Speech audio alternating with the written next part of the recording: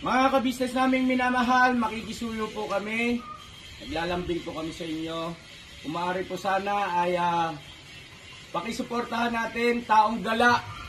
Pakisuportahan po natin Taong Gala. Analisa Reality Vlog. Analisa Reality Vlog. Anime Reactors TV. Anime Reactors TV. Alminda Cariaga Mix Vlog. Alminda Cariaga Mix Vlog. Ma'am Fleurs Channel. Ma'am Fleurs Channel. PLC Katangay Vlog. PLC Katangay Vlog. Kalingap Turak. Kalingap Turak. Alright? Alright. Bira! Business baka samantalahin mo itong pagkakataon na to. Kung po pwede po sana, lalambing ako sa inyo. Supportahan niyo po yung Anime Reactors TV. Solid ka business po yan. Tapos ano po kasi siya, bedridden na po mga ka-business. So sa pamamagitan ng pagbablog, awa ng Diyos nga, na-monetize na siya. Nagkakaroon siya ng kaunting revenue. Kaya maliliit lang kasi yung views niya. Baka pwede po suportahan natin si Anime Reactors TV. Yan. Pero bedridden na po siya. Kaya mapapansin nyo yung at least na mukha niya, pinapakita niya. So, cartoon character. Suportahan po natin yan, Anime Reactors TV.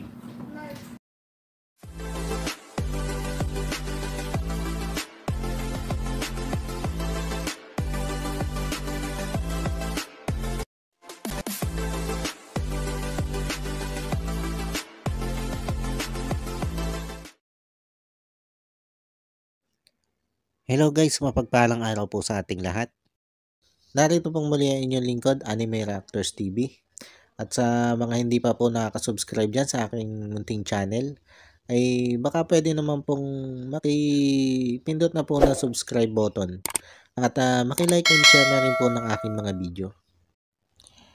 At patuloy din po natin suportahan ang Mag-amang Ka-Business Official at Papa Dins TV. At ganun din po yung kanilang second YouTube channel na Ka-Business Family, na kung saan ay ang 3M nga po ng Ka-Business Family ang nagbablog dito. Yun, panibagong araw, panibagong reaction ulit tayo guys. At for today's video po ay gawan po natin ng reaction itong part 2 ng Corgi o itong part 2 ng panliligaw nitong si Boogie kay Ate Cory. At ito nga po, nung ending ng part 1 ay nakita natin o napanood natin na nung pumasok itong si Boogie at itong si Ate Cory doon sa lumang bahay nitong sila Ate Cory, doon sa gubat, ay bigla na lang naghihiyaw itong si Ate Cory nang hindi natin alam kung ano ang dahilan. At dito nga po sa part 2 ay ito. Dito natin nasaksihan o napanood kung ano nga ba yung dahilan kung bakit naghihiyaw itong si Ate Cory. Nung makapasok sila ni Boogie dito sa kanilang lumang bahay.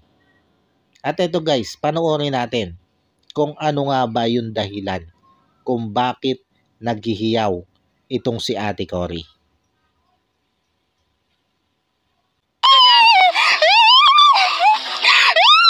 Lumayo ka sa akin! Lumayo ka sa akin! Bakit ba, Horse? Lumayo ka sa akin! Ano ba nagawa ko? Ba't pinapalayo mo? Lumayo ka! Lumayo ka! Lumayo ka sa akin! Lumayo ka sa akin! Horse! Lumayo ka sa akin! Bakit ba, Horse? Anong problema?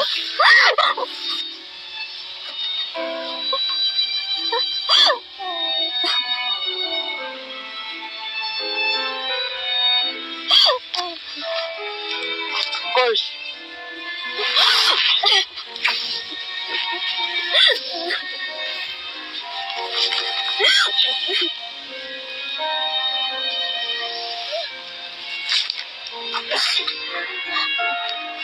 Horse! Ba't ka ba umiyak? Ano ba yun? Wala na? Ano ba yun? Asa na? Ano yun? Yung manika? Asa na?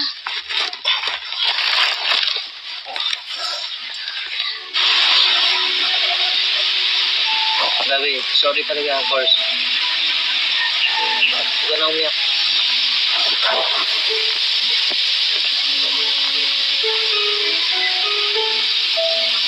Nakakanta na ako sa'yo ah.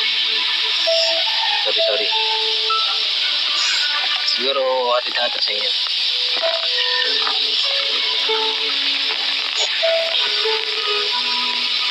Grabe, matatakotin ka pala sa manika. Yun yung tinatawag na videophobia. Yun pala naman guys. Kaya naman pala naghihiyaw itong si Ate Cory nung pumasok sila nito si Boogie doon sa loob ng dati nilang tinitirang bahay. Kala ko naman kung ano na yung nangyari, kung bakit naghihiyaw ito si Ate Cory.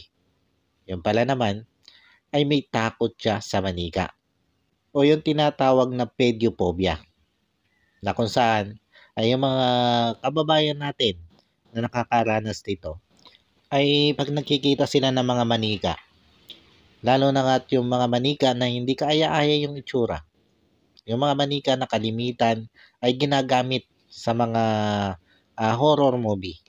Yan yung kalimitan na kinatatakutan nila. Pero may mga nakakaranas ng ganitong phobia na kahit anong klaseng manika ay talagang takot sila. Na pag nakikita sila ng manika ay kinikilabutan sila at hindi sila makatingin dito. At mukhang ito yung nararanasan ni Ate Cory. Pero nakita naman natin guys kung gaano inalalayan itong si Boogie, itong si Ate Cory. Na humanto nga sa napayaka pa itong si Ate Cory dito kay Boogie. Kaya lang, nung mapansin ni Ate Cory na magkayakap na sila ni Boogie, ay parang bigla itong natauhan. At nasabi nito kay Boogie na nakakahalata na ako Pero kagad naman nagsorry dito si Boogie. Kumbaga wala naman talaga siyang intention na hindi maganda kung bakit niya niyakap din ito si Ate Cory. Kumbaga ang intention lang niya dito ay para pakalmahin ito si Ate Cory o para i-comfort. Pero sa pangyayaring ito ay aminin natin na kinilig tayo dito. At matapos nga mai-comfort nitong si Boogie, itong si Ate Cory, at nung may mismasa na ito ay umalis na sila dito nang magkahawak kamay. O diba guys, ganito na sila kakomportable sa isa't isa. Kahit pa sabihin natin na tiniserye lang yan, ay nakita natin kung gaano nakakomportable itong dalawang ito sa isa't isa. At sabi ko nga, ay kitang-kita natin sa dalawang ito yung chemistry nilang dalawa. Ang lakas ng chemistry ng dalawang ito guys. At masasabi nating bagay na bagay talaga silang dalawa. O nga teleserye ito, pero alam naman natin na hindi ito scripted. At ang mga nangyayari o nagaganap dito sa teleseryeng ito ay kung ano yung totoo nilang nararamdaman. Yan yung napapanood natin. Kahit pa sabihin na yay isang teleserye.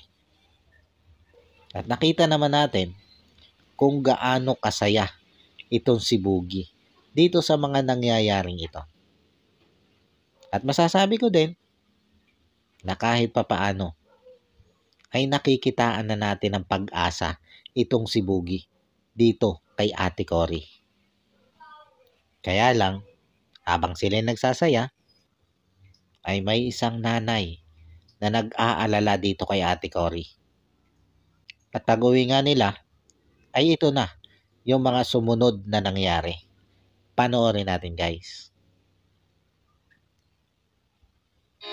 Nalit si nanay sa inyo.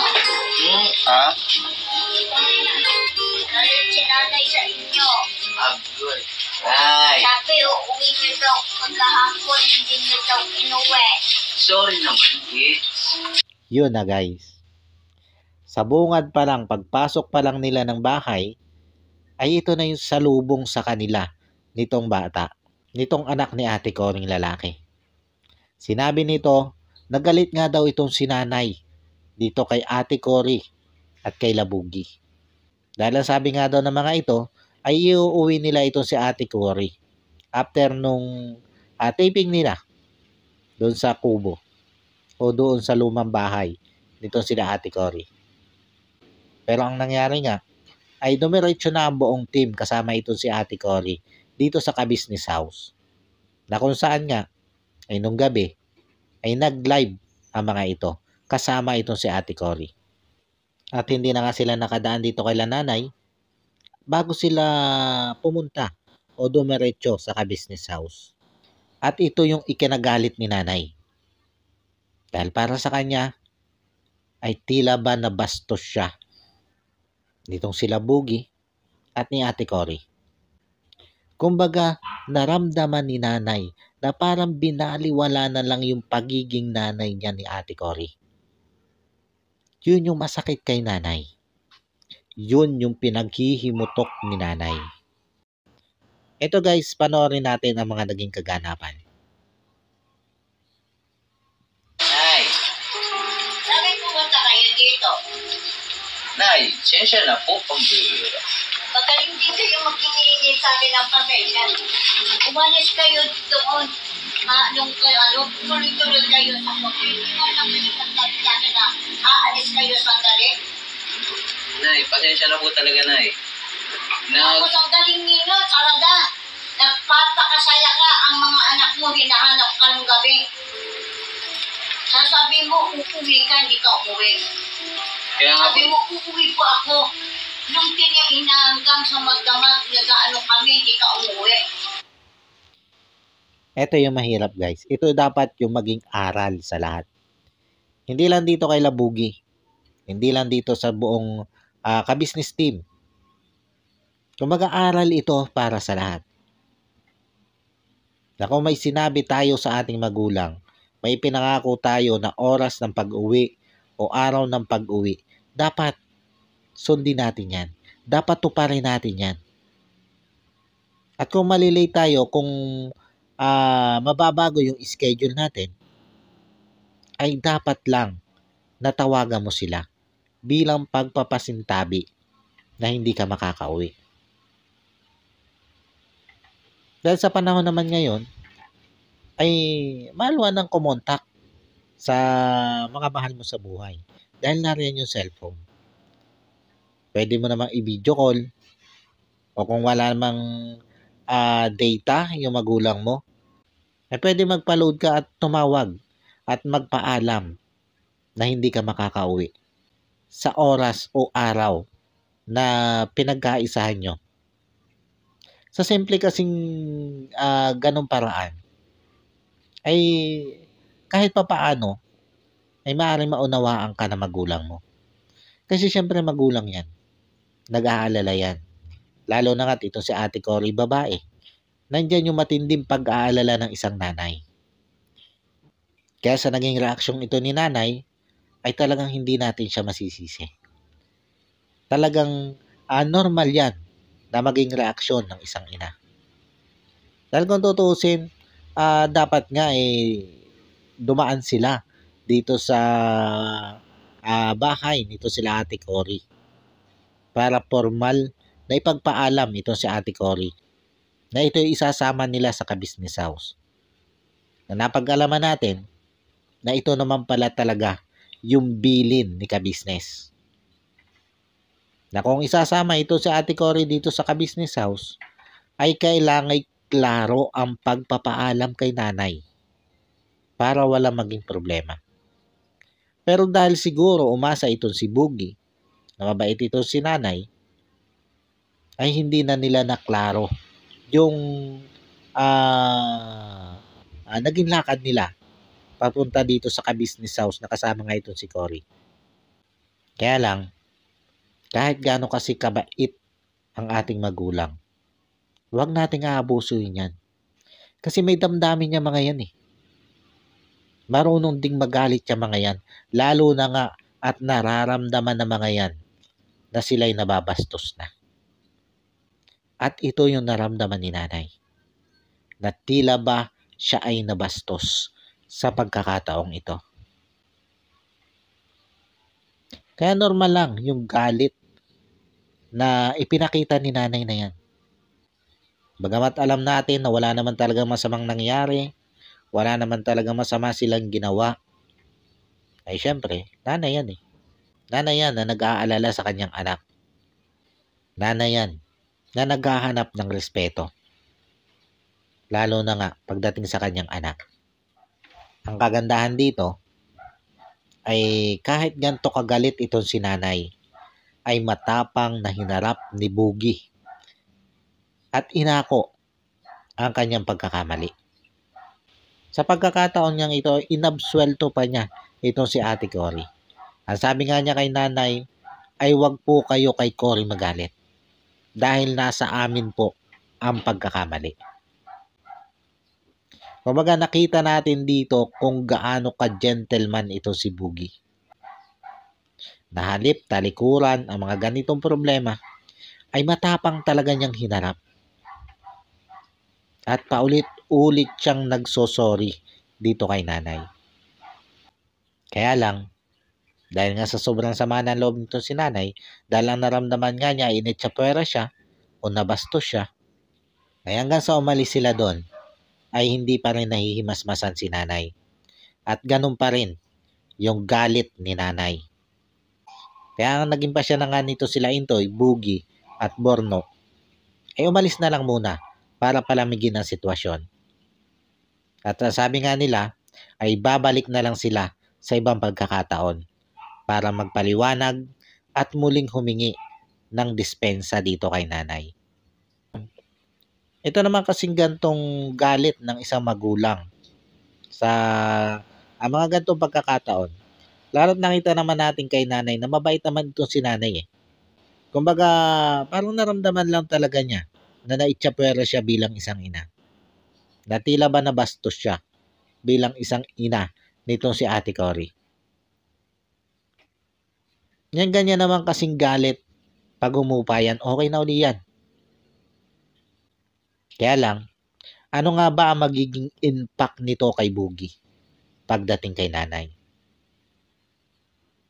Kasi simula pa lang ng panliligaw nito si Boogie, part 2 pa nga lang, ay nabad shot na siya sa nanay ng kanyang nililigawan. Oo, makikita natin na kay Ate Cory ay may nakikita na tayong pag-asa. Kaya lang, kay nanay, nagkaroon siya ng bad record. At mahalaga ito guys ha, mahalaga na yung nanay ng nililigawan mo o yung magulang na nililigawan mo ay kasama yan sa dapat mo nililigawan. Dapat yan ay isa sa iniingatan mo na wag magagalit sa'yo. Dahil alam mo, sa totoo lang, pwede mo rin niya maging katuwang sa panliligaw mo sa kanilang anak. Pag nakitaan ka niyan ng napakagandang attitude, ay mismong yung mga magulang pa ang magre-reto sa'yo para sa kanilang anak. Mismong sila pa ang maglalakad sa iyo sa kanilang mga anak para ikay sagutin. Kaya lang sa nangyaring ito, ay ano nga kaya ang mangyayari? Magiging hadlang ba itong si nanay sa panliligaw nitong si Boogie kay Ate Cory?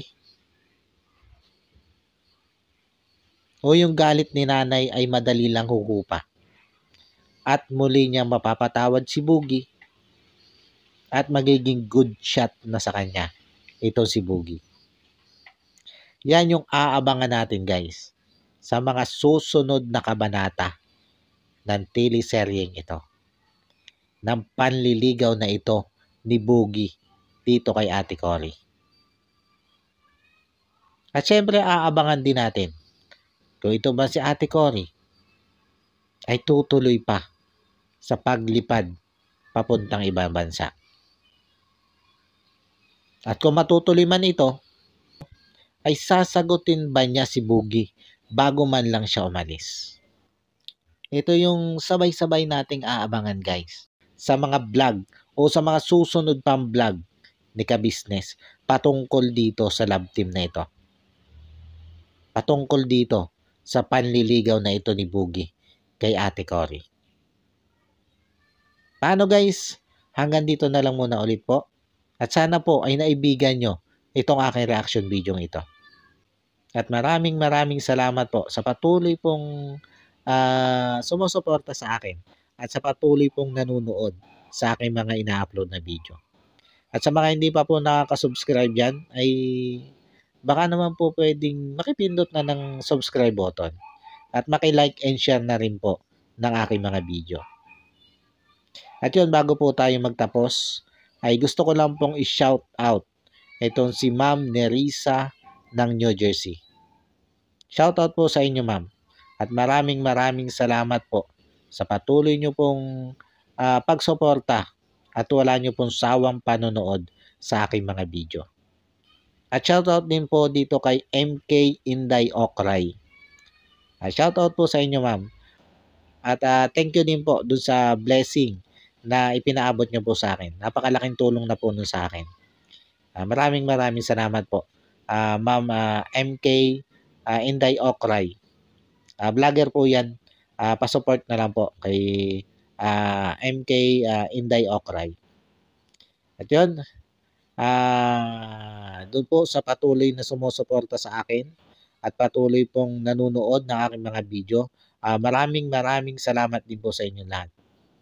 At yun, shoutout ko na rin itong si Ma'am Naginagi. Lagi po itong laman ng comment section ko eh. Shoutout po sa inyo ma'am. At doon sa mga hindi ko po na shoutout ay pasensya na po kayo. Hindi ko po kayo matandaan lahat eh. Shoutout na lang po sa inyo lahat. At sana po ay patuloy nyo po akong suportahan. At yun, sana po ituloy-tuloy lang po yung panonood nyo sa mga ini-upload kong video. God bless po sa ating lahat. At ingat po kayo lagi kung saan man kayo naroon. Anime Reactors, shoutout po. Suportahan natin yan si Anime Reactors TV. Yan, pakisupport po natin. Siya po ay isang bidridden na mga ka-business. Check nyo po yung kanyang YouTube channel, Anime Reactors TV. Siya po siyang bidridden na, ayan, kahit papano nakakagawa-gawa siya ng mga reaction video patungkol sa ka-business official. Suportahan po natin para kahit papano magkaroon siya ng revenue. May magamit siya sa pambili-bili man lang ng gamot. Ano po mga ka-business. Ayan.